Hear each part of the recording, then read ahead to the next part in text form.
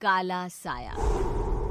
यूं तो बनारस घाट अपनी खूबसूरती के लिए बहुत प्रचलित है, पर घाट के किनारे कई राज लिए बैठे हैं। ये कहानी शुरू होती है बनारस के घाट के पास बने ममता निवास से, जहां प्रिया लाल जोड़े में ममता के घर उसकी बहू बनकर आती है। आओ आओ बहू, घर को अपने पैरों से पवित्र करो। ममता घर की दहलीज पार कर ही रही होती है कि अचानक एक बहुत गंदी सी बास पूरे घर में फैल जाती है।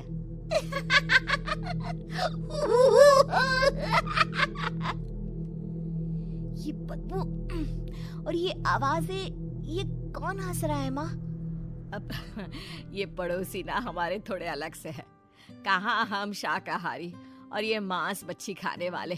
छोड़, तू ध्यान मत दे और गृह प्रवेश कर। और हाँ बहू, अपनी सास की एक बात हमेशा याद रखना, इन पड़ोसियों से तो कभी बात नहीं करेगी। अच्छे लोग नहीं है ये। अपनी सास की ये बात मानेगी ना बेटा? हाँ माँ, जो आपकी मर्जी, मैं उनसे बात नहीं करूंगी। अगले दिन प्रिया अपनी पहली रसोई बनाने रसोई घर में जाती है। ये छोकी बात तो नाक में जा रही है। एक काम करती हूँ, खिड़की खोल देती हूँ।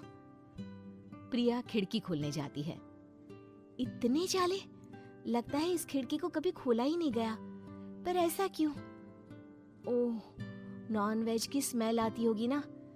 2 मिनट के लिए खोल लेती हूँ, फिर बंद कर दूंगी। प्रिया खिड़की खोलती है। खिड़की खोलते ही उसकी नजर सामने वाले घर की खिड़की पर पड़ती है, जहाँ एक लड़की खड़ी होती है। हाथों में मेहंदी, लाल रंग की साड़ी, बिल्कुल सजी धजी, मानो प्रिया की तरह ही वो भी नई नवेली बहू हो।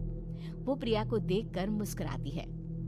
हे भगवान, माँ ने तो इनसे बात करने को मना किया था।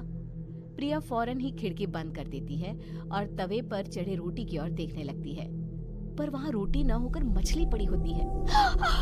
ये क्या? पहली ही रसोई में इतनी बड़ी गलती। हे भगवान, अब मैं क्या करूं?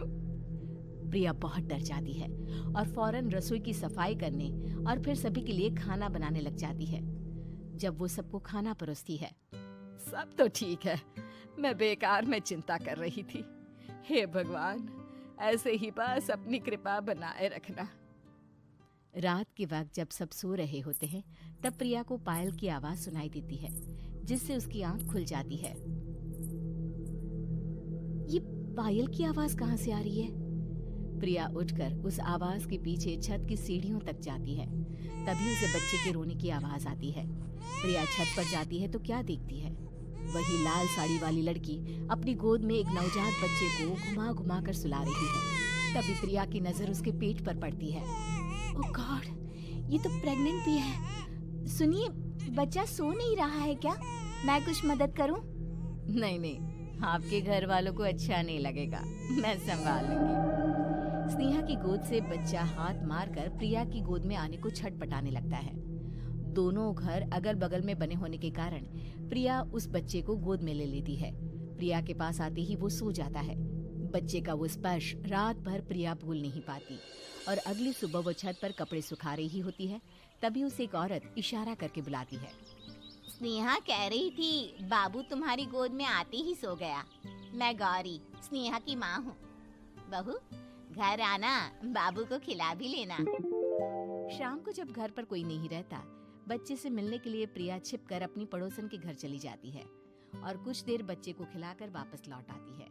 इसके कुछ दिन बाद ही प्रिया को पता चलता है कि वो माँ बनने वाली है। ममता की खुशी का ठिकाना नहीं रहता।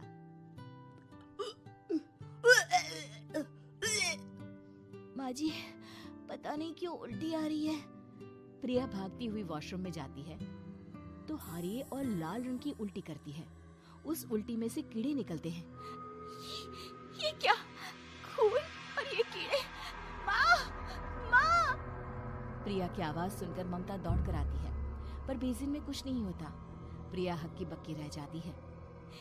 ये सब क्या हो रहा है? प्रिया घबरा जाती है और अपने कमरे में जाकर सो जाती है।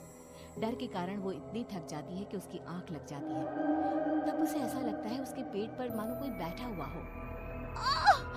कौन हो? प्रिया के पेट पर एक 5 महीने की बच्ची बैठी हुई थी, जो बुरी तरह जली हुई थी। माँ, तुम ही मुझे लाई ना अपने पेट में। मैं तुम्हारी माँ नहीं हूँ। कौन हो तुम? माँ, देखो मैं जल गई बुरी तरह से। 6 महीने पेट में रहने को भी मुझे नहीं मिला।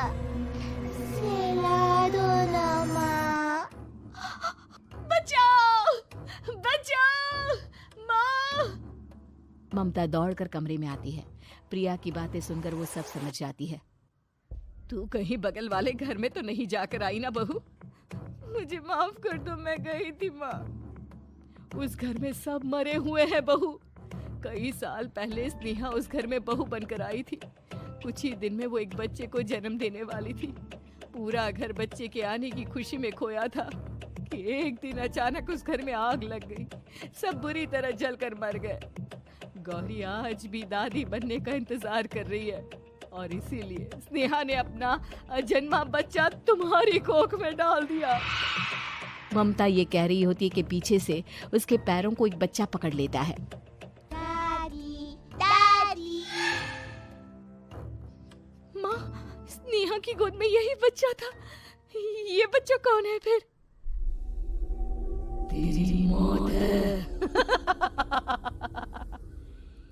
तेरी भी दादी। जिस चीज का ममता को डर था वही हो गया। ममता निवास के ऊपर मौत ने चादर बिछा दी थी। प्रिया का पेट ऐसे बढ़ जाता है मानो 9 महीने का हो। 2 हाथ उसके पेट से बाहर निकलते हैं। बहू, संतोष को फोन कर, किसी पंडित जी को बुला बहू। प्रिया का पति भागता हुआ घर आता है।